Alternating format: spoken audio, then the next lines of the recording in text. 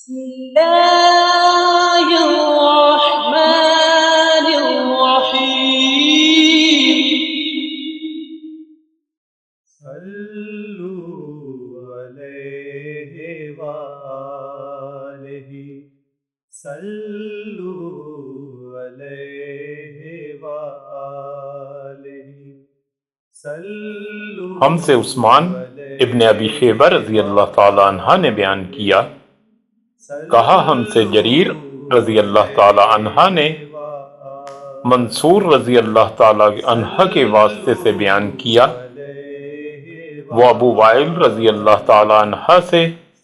وہ حذیفہ رضی اللہ تعالی عنہ سے روایت کرتے ہیں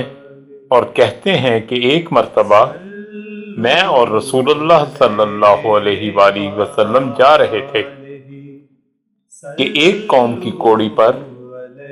جو ایک دیوار کے پیچھے تھی پہنچے، تو آپ صلی اللہ علیہ وآلہ وسلم اس طرح کھڑے ہو گئے جس طرح ہم تم میں سے کوئی شخص کھڑا ہوتا ہے۔ پھر آپ صلی اللہ علیہ وآلہ وسلم نے پیشاب کیا اور میں ایک طرف ہٹ گیا، تب آپ صلی اللہ علیہ وآلہ وسلم نے مجھے اشارہ کیا تو آپ صلی اللہ علیہ وآلہ وسلم کے پاس